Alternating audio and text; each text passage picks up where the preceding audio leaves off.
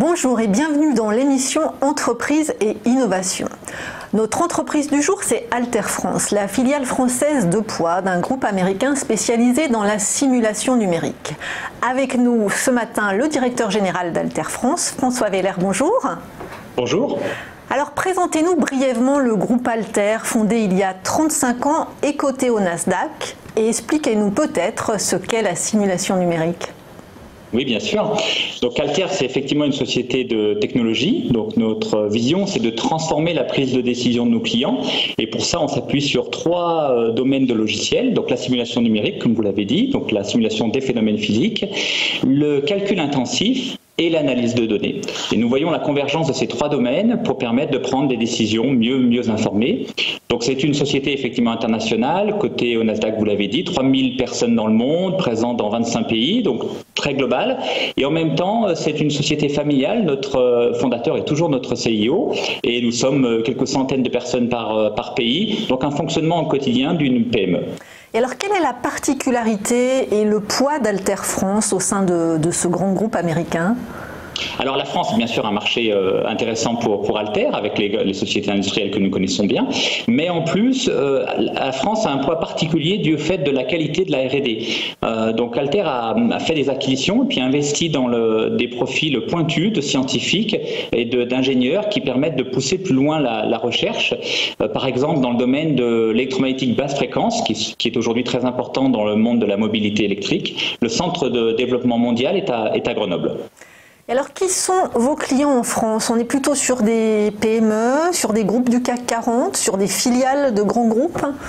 Alors historiquement, on est sur des grandes sociétés. L'automobile notamment a commencé à utiliser la simulation numérique il y a quelques dizaines d'années. Puis on a vu l'aéronautique, le ferroviaire, tous les grands secteurs industriels qui développent des produits complexes. Mais aujourd'hui, cela s'est vraiment démocratisé à un très grand nombre de domaines, comme les biens de consommation, la science du vivant. Et puis du grand groupe, on est passé progressivement à la PME grâce à des accès plus faciles aux outils. Ce sont aujourd'hui des outils moins chers, plus faciles d'accès et qui permettent d'être donc déployés dans un grand nombre d'entreprises, y compris des entreprises de quelques centaines de personnes ou de dizaines de personnes si ce sont par exemple des bureaux d'études. Alors là, on voit à l'écran un nombre impressionnant de noms de sociétés, mais concrètement, que leur apportez-vous comme solution? Est-ce que vous pouvez nous citer 2-3 exemples pratiques? Oui, alors c'est toujours important d'essayer d'illustrer effectivement par des cas concrets. Donc, par exemple, l'automobile, comme on disait, qui est notre domaine historique, une simulation de choc de véhicule, donc ce qu'on appelle le crash dans l'automobile. Donc, bien dimensionner le véhicule pour qu'il puisse emmagasiner de l'énergie de déformation, parce que contrairement à ce qu'on pourrait croire, il ne faut pas que la voiture soit le plus raide possible, parce que ce serait très mauvais pour les occupants. Donc, comment on vient absorber une énergie de vitesse, une énergie cinétique qui va se transformer en énergie de déformation, et tout en protégeant les occupants, donc à travers différents scénarios d'impact. Un autre exemple dans l'aéronautique, où on est plus dans la simulation électromagnétique par exemple, comment on va venir placer des antennes et des radars pour assurer des bonnes communications. Et puis comme on le voit à l'écran, un exemple dans le médical, avec cette pompe d'injection d'insuline, où on a pu développer à la fois le mécanisme lui-même d'injection, et puis s'assurer de l'intégrité de l'appareil, puisque dans les biens de personnes, il y a toujours des problèmes de mauvaise utilisation, donc de torsion, de chute, s'assurer qu'on a un produit résistant tout en étant léger et pratique à utiliser. Oui, alors une gamme en tout cas qui est très large. Alors évidemment, vous venez de parler du médical, il est difficile de ne pas parler de la période que nous venons de vivre. Est-ce que vous pouvez nous dire un mot sur la manière dont Altair France a géré la crise avec ses employés, mais également avec ses clients ? Alors, étant dans le numérique, le télétravail et l'autonomie sont des choses qui étaient bien ancrées chez nous, donc il n'y a pas eu de difficulté technique finalement à basculer en télétravail.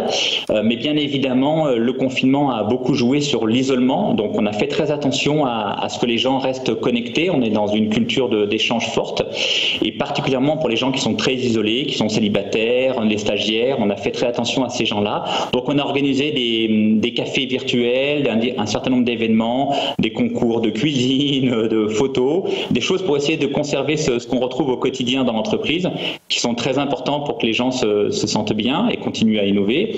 Et puis par rapport à nos clients, qui eux n'avaient pas forcément la même capacité à s'adapter au télétravail, on a vraiment essayé de jouer la main tendue au maximum. Donc on leur a prêté des licences gratuitement, on leur a mis à disposition des applications sur nos serveurs, de façon à ce qu'ils puissent continuer à travailler. On a assuré un support technique, les formations, l'accompagnement, vraiment au même niveau qu'auparavant, pour leur permettre de passer cette phase qu'on sait difficile pour eux. Et alors la reprise du travail vous a donné l'idée de développer une application Covid-19. Expliquez-nous un petit peu de quoi il s'agit.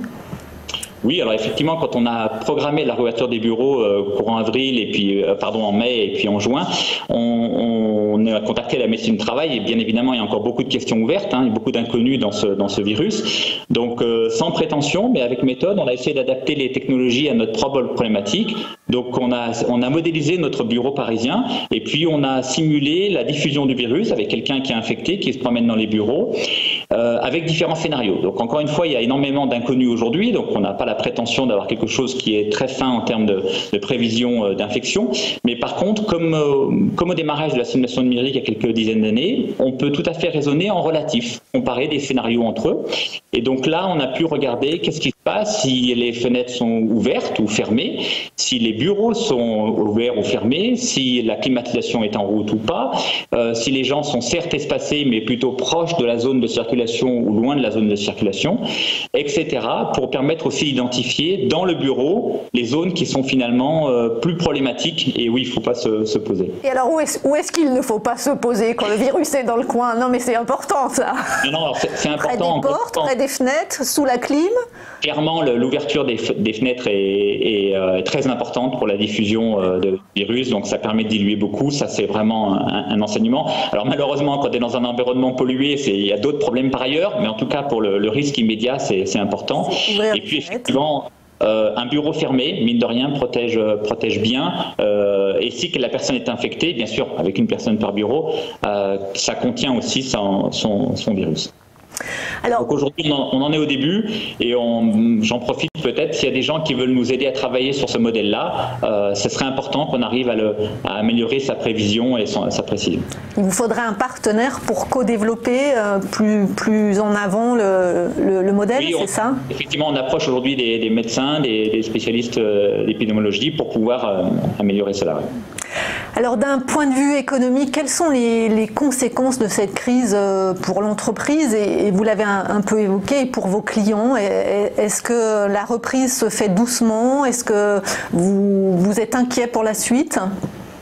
Alors, les conséquences sont concrètes et bien sûr, la crise a été brutale. On avait surtout vu un arrêt avec notamment l'activité partielle et le confinement. Donc, nos clients ont été indisponibles tout simplement.